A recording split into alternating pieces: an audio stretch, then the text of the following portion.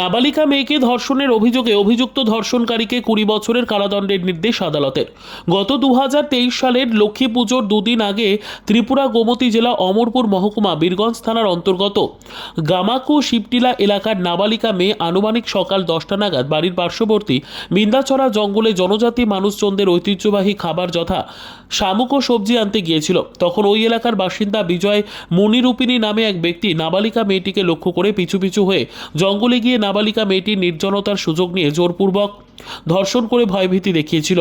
এই ঘটনা কাউকে প্রকাশ করলে নাবালিকা মেয়েটিকে প্রাণে মেরে ফেলা হবে। নাবালিকা মেয়েটি ভয়ে প্রথমে ঘটনাটি কাউকে জানায়নি। পরবর্তীতে নাবালিকা মেয়েটির শারীরিক অবনতি ঘটতে দেখা যায়। তার মা বাবাকে সম্পূর্ণ ঘটনা জানায় সে।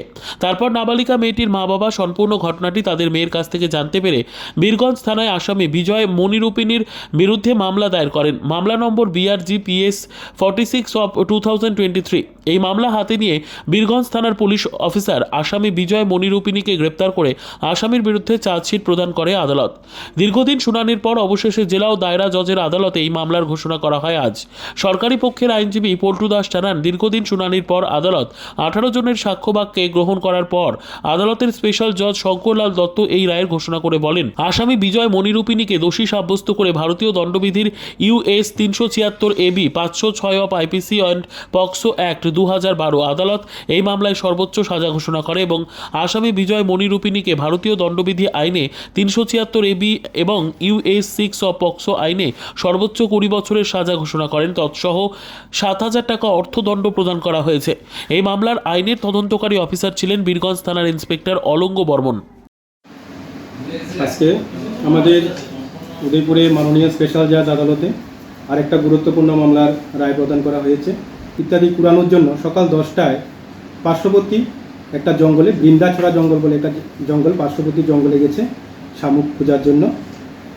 যখন সে জঙ্গলে যাচ্ছিল তখন তাকে ফলো করেছিল তাদের এলাকারই যে এই মামলায় আসামি বিজয় মণিরূপিণী, মেয়েটাকে ফলো করেছিল।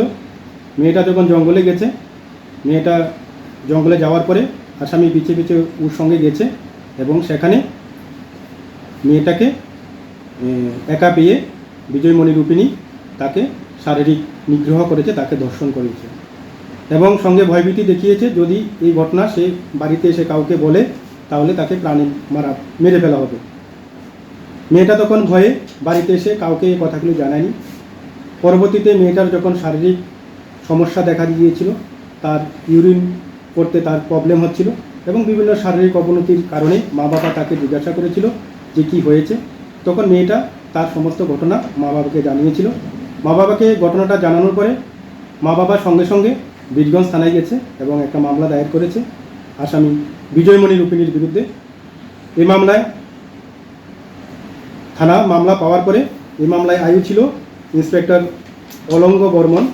উনি মামলা তদন্ত করেছেন। উনি মামলা তদন্ত করে বিজয় মণিরূপিণীর বিরুদ্ধে চার্জশিট প্রদান করেছেন ভারতীয় দণ্ডবিধির 506, 376 AB এবং 6 অফ পক্সো আইনে। এই মামলা যখন আদালতে ট্রায়াল হয়েছে, সরকার পক্ষে আমি 18 জনের সাক্ষ্যবাক্য আদালতে উপস্থাপন করেছি।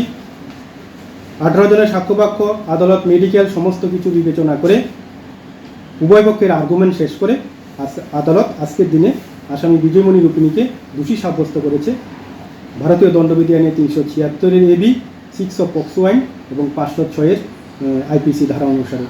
তৎসঙ্গে আদালত তার পানিশমেন্টে যে 376 AB এবং 6 অফ পক্সো আইনে আসামিকে সর্বোচ্চ 20 বছরের সাজা ঘোষণা করেছে। তৎসঙ্গে তার 7,000 টাকা অর্থদণ্ড প্রদান করা হয়েছে এবং 506-এ আসামিকে 6 মাসের জেল দেওয়া হয়েছে। এই মামলাটি আমাদের মাননীয় স্পেশাল জাজ শ্রী শঙ্করলাল দত্ত সাহেবের আদালতে আমি সরকার পক্ষ হয়ে মামলা সওয়াল করেছিলাম। Bureau report, PB news. Dream life hospital, ঠিকানা বর্ধমান রাজ কলেজ মোড়। যে কোনো রকমের চিকিৎসার বিশ্বস্ত প্রতিষ্ঠান ড্রিম লাইফ হসপিটাল খুবই কম খরচে বিশ্বমানের চিকিৎসা প্রদান করে থাকে। উন্নত মানের ওয়ার্ড কেবিন, পরিষ্কার পরিচ্ছন্ন পরিবেশ দ্বারা সুসজ্জিত চিকিৎসা ব্যবস্থা ড্রিম লাইফ হসপিটালে। বিদেশি মেশিন দ্বারা ICU, অপারেশন থিয়েটার এবং প্যাথোলজি ল্যাব 24 ঘন্টায় নিয়োজিত। এছাড়াও স্বাস্থ্য সাথী কার্ডেও পরিষেবা প্রদান করা হয়।